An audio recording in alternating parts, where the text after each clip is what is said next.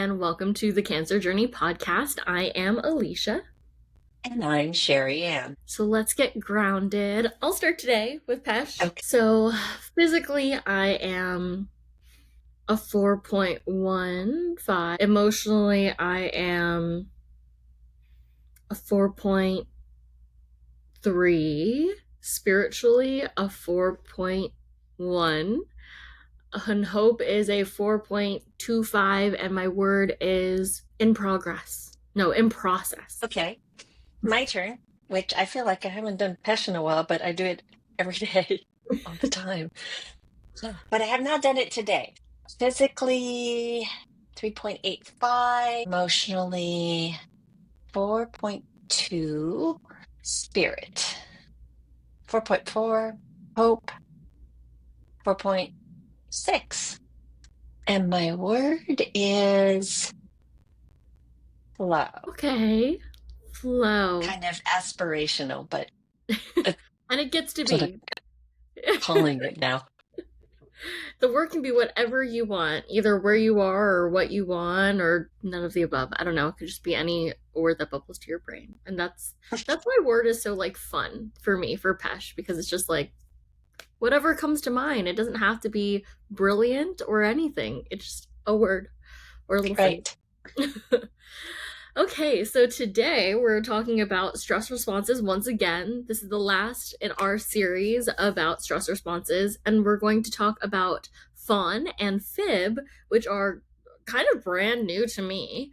I just learned of Fawn, like a couple weeks ago, and then Fib I learned even more recently from our social media content creator, Rachel Rouse. Love her, absolutely love her. Shared some resources with us that told us more about Fawn and Fib. Do you want to just share what she shared with us? Yeah, I'll give a quick definition here. So, fawn is people pleasing, won't express true thoughts or stand up for self, and fib is fear of truth, saying tasks are completed when they are not. And so I feel like even hearing those, like I start to see where they come up, and like maybe I didn't realize they were stress responses before in myself, but it's also like, oh yeah, then what were they? Because like that wasn't real. That wasn't real for me, either of those things. I think that there's a lot of like performativeness in both of them.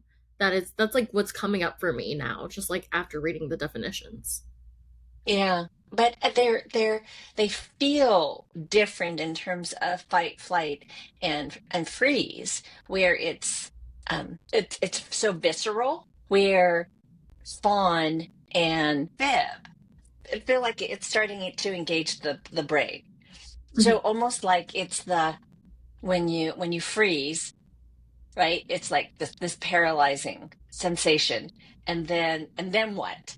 It's like it's on the way to regaining yourself. It's like, oh, right? It's that moment when you're trying to gather yourself, and it's like, oh, I've got to do this. Okay, so I'm gonna people please. I'm gonna placate them so that I'm not in danger with them. It's like trying to put that. Salve on what's coming to attack you, whatever that is. And then this is what's coming up for me. And then fib, it's like, no, don't look at me, over there, look over there, like all's good here.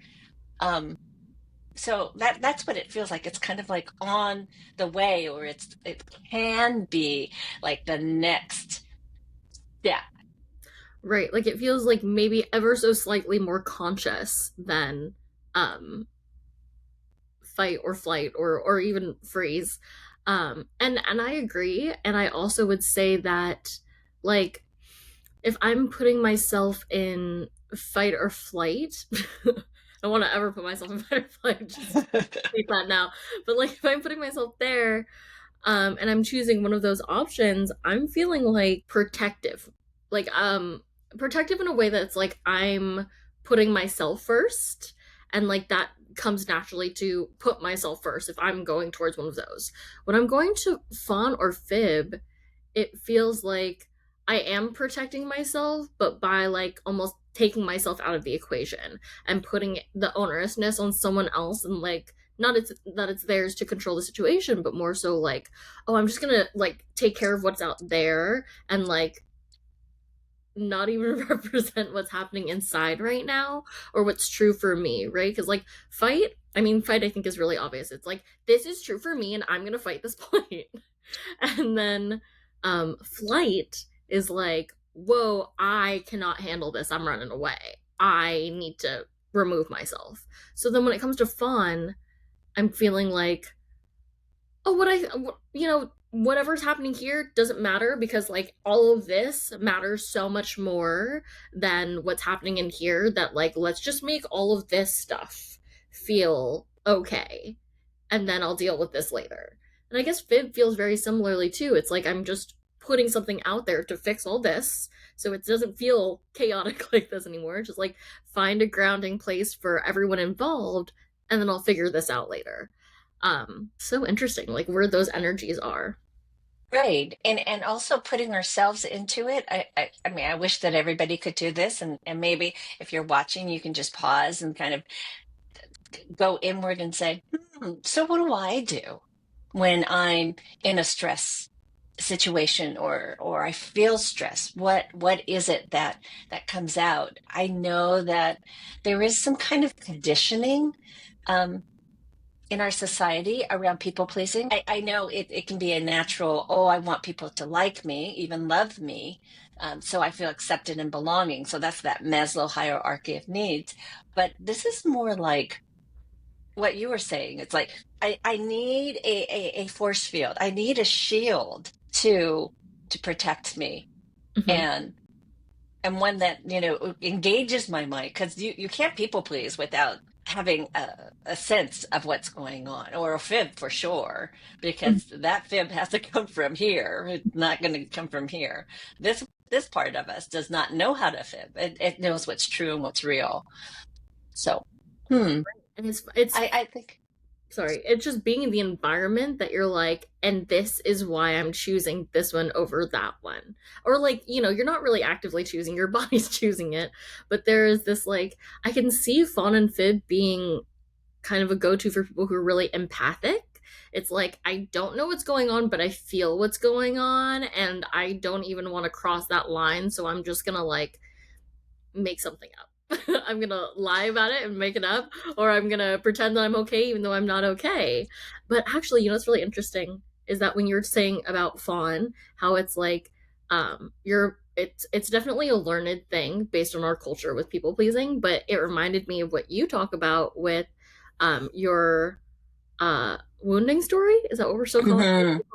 Yeah, your wounding story, and how you'd show up and you deflect and be like, over here, it's okay, you're okay, like it's gonna be fine, even when things are not they were chaotic, to say the least. Yes, to say the least. Right, exactly. It was my coping mechanism, which is the wounding story and the overcoming story. Mhm. So how did I overcome the wounding? It was like, oh, don't pay attention to me. I'm going to make sure that you're feeling just wonderful so Mhm. that you don't have to poke me or even look at me. It's all about you, which is, for me, that wasn't that bad a situation or a scenario, because this is where the bear was growling over Mhm. there. So it's like, okay, what do I do to get the bear to stop growling? Right? I mean, That was the perfect time to use that response too. Like when the that's when the trauma was kind of forming.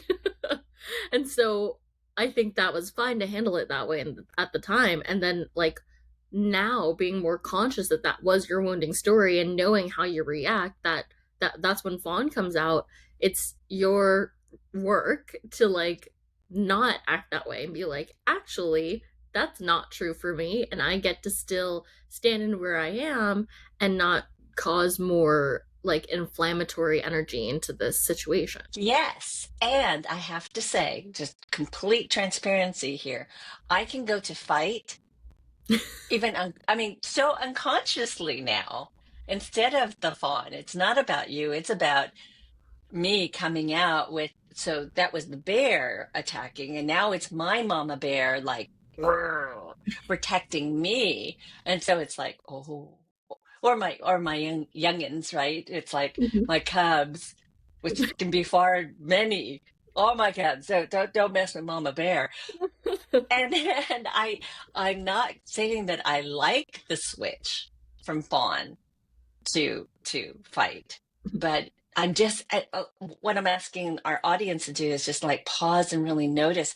So, what are your tendencies, and how do you feel about that?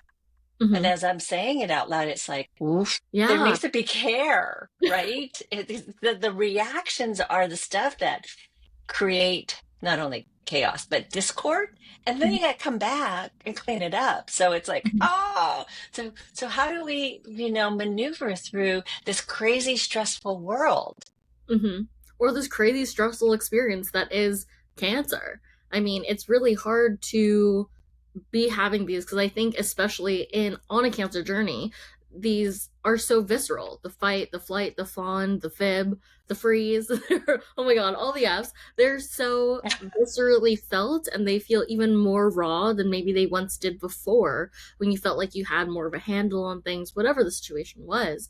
But as you're navigating it, it feels like they feel almost heightened and you feel like you've come back to this place of like, who am I at my core? And this is also why people do come to us when they are on the cancer journey and they're feeling lost and out of control and like just completely uncertain, is because we help them find ways to navigate this. Like we talk about what these experiences feel like so we can recognize them and make a powerful choice into what do we really want to do next, but also so that we're able to communicate it for ourselves and then therefore able to communicate to the other people around us who, we don't want to negatively impact.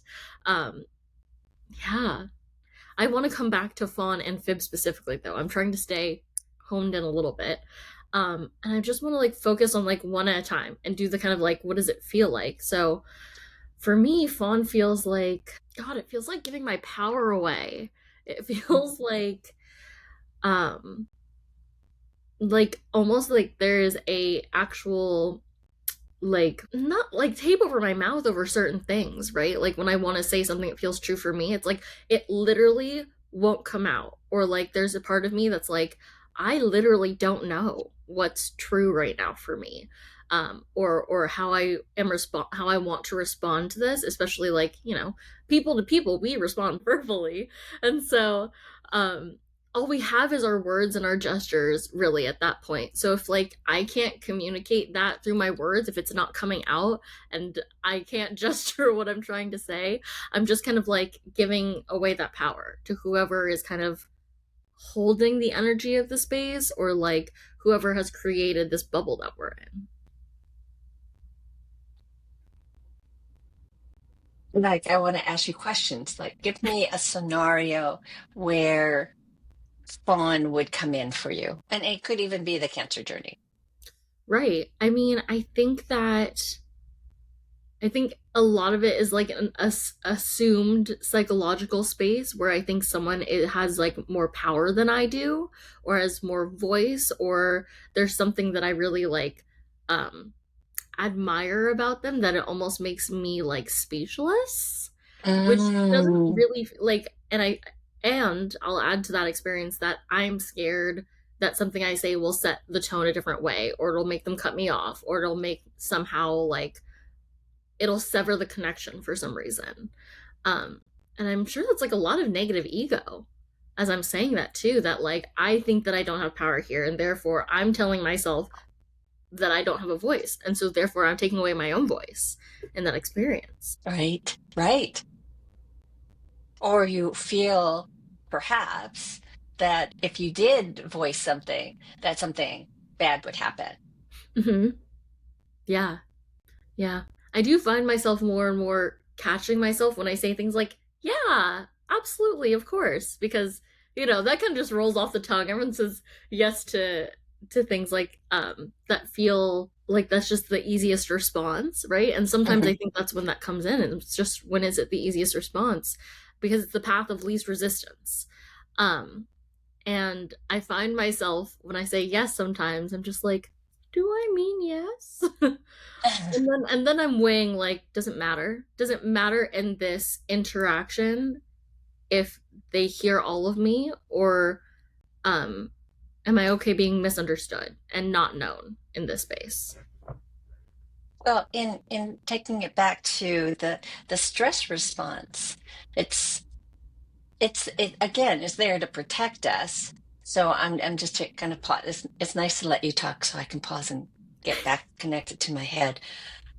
That we're kind of telescoping, right? For where's the danger? And if it just feels dangerous, then we're going to try to lower the temperature on the danger. And I could see where Fawn is like, ooh, this is, not my water hose, but it's my cup of water. It's like, let me just kind of sprinkle some over there and sprinkle over there. And all of a sudden, now I'm just all about whoever else is. So I see it not as the fire hose, but as a cup of water where I'm like sprinkling uh, droplets, right, to lower the temperature of the fire.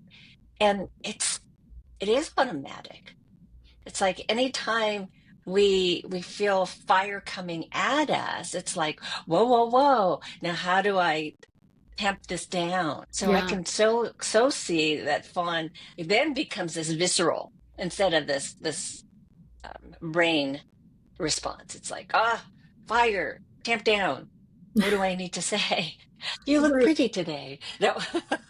Right. You're like, oh, I love that. Whatever. Just to like put them on your side a little bit more. And Fawn feels like it almost doesn't read for me personally as a stress response because it feels so easy to jump into. It's so easy to slide into it because like I can see myself in like a happy, totally like non-aggressive, non-fiery situation, and I will automatically still go into almost that like complimentary, just agreeing with everything they're saying kind of space. And it feels like it really feels not powerful because it's like you're agreeing to words that aren't necessarily your own, but it's easy. And I think it Mhm. says something more to like our like deeply ingrained culture and deeply ingrained like habit to, or like discomfort with discomfort. Like we need things to feel balanced all the time, and that's just not realistic.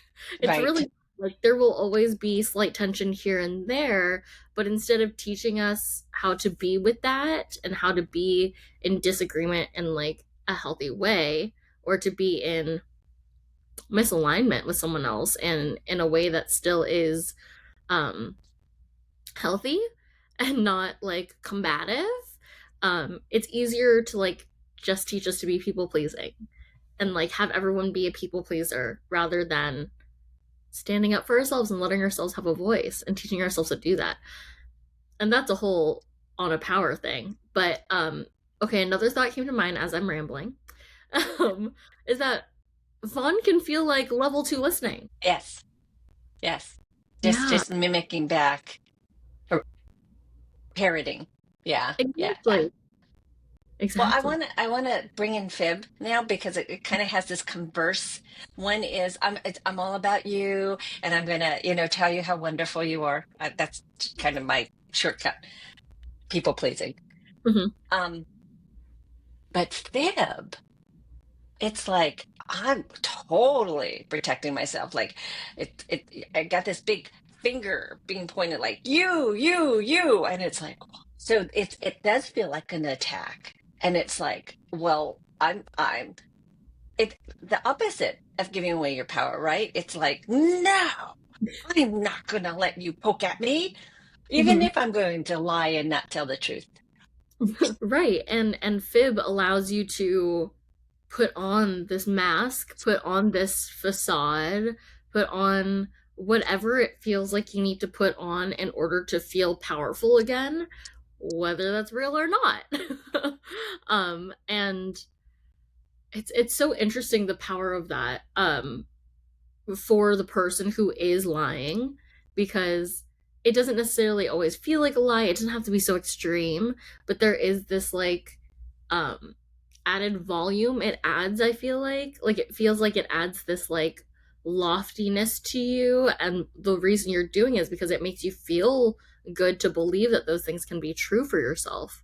um I recently just watched Big Fish for the first time, and his dad is telling like these grand tales, and it's so interesting to me, like why did he feel the need to do that? And so for me, I'm like, I wonder what trauma response I mean, that's Fib, it's Fib to come up with all those grand stories, and so I'm still playing with how that all fits together. Well, my first response is, oh, someone's going to fib, and maybe I have. I'm not much of a fibber, but I can see where it's probably slipped out at some point in that protection of the you. It's about judgment. It's Mm. like, oh, I don't want to be judged. I'm feeling judged. How do I hold on to my power or hold on to me? And that's what came up is judgment. So you could riff off of that. It's interesting though, because it's almost like I think it's almost a deflection of the real you, and just like deflection to like this fake persona that they put on.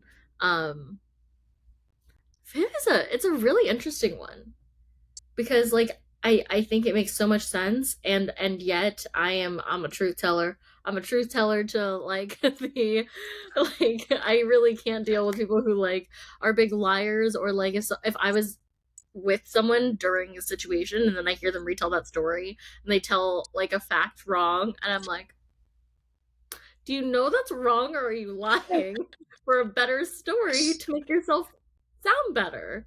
You know? Like, that's not exactly what happened, but I'm like, what would calling them out do in that moment? And why do they feel they need to be lying about it now? Okay, so now bring it back to trauma response, right? It's like, okay, let's bring back to cancer. Somebody who, I had this client and she said, Sherry, and I have this big secret. And she had lung cancer. She goes, and she's always said, I've never smoked. I've never smoked. And she said, had a cigarette once. And I'm like, oh my goodness, Oh, no, that is not going to get you lung cancer. And there are so many people who are diagnosed with lung cancer who have never smoked. But there's that shame and the judgment. And so I can see where fib, when somebody's doing that pointing thing, is like, I gotta deflect. I don't want to feel the shame and I don't want to feel the judgment. yeah. And I also see that like where fawn, it was like kind of like devaluing yourself. Fib is not just devaluing yourself, but like seeing no value in who you are at your core. Like there's just like there's nothing to like lift up, in a sense that it's like I need to sugarcoat everything so that I sound really good, and so that what people like me, or that people, so that people think that I have value where I typically don't see any. And that also kind of comes back to like everyone has a gift. Everyone has a gift, and it's so innate in us that we often don't see it ourselves. And so I can see people who lean toward fib really hard really not seeing it for themselves. Yeah. Yeah. And I can see where it becomes a go-to. Mhm. Just like Fawn. Mhm. It's what helped me get through the traumatic time in my youth so that I could survive. And I just saw a movie called, I'm gonna forget the name, Miss Sloane. Mhm. And and they said, you lied. And she goes, yeah. And I have been since a young in my early years, because that's how I survived. It's Mhm. all about survival. Either one of them, right? Fawn or fib. So it's like, oh, look I at mean, that. all of the F's. Right. All of them. Right. They It's are all all about. about survival. Thank you. Let's just close up right there. That's a wonderful takeaway. It's like, so I'll go with my Pesh. So my takeaway is it's all about survival or our perceived survival. And my physical now is like 4.2, and my emotional is 4.4, spirit is 4.5, hope is 4.5, and my word is survival. Okay, my takeaway is, oh man, that these are juicy. I want like more than 30 minutes to like go over each of these. They're so there's just so much there, and there's so much to explore and like talk about, and um even trying to like feel where they land for me is such an interesting practice, because obviously people aren't trying to feel their stress responses when they're not immediately in stress, but it absolutely is a gift to be able to do that, and to have the time and space, and a space with someone who hears you to bounce it off of, that makes it really um fruitful and like kind of fun. And oh gosh. Yeah, no, I just love that going through these. I think I've learned so much by going through them, even just as a conversation here. And it makes me recognize how they show up in my own life. And I'm just like living with a little more awareness, and I love that. My pesh. Physically, I am a 4.25, emotionally a 4.5, spiritually a 4.3, and hope is a 4.25, and my word is just scratching the surface. Mm. Well, thank you for joining us again. This was the end of our stress around series, so we'll be back next week with a new topic. I'm overwhelmed, so it's like, yay! This was really fun. I agree. Thank you for joining us. Have a lovely rest of your day, and remember, you're much more valuable and powerful than you realize.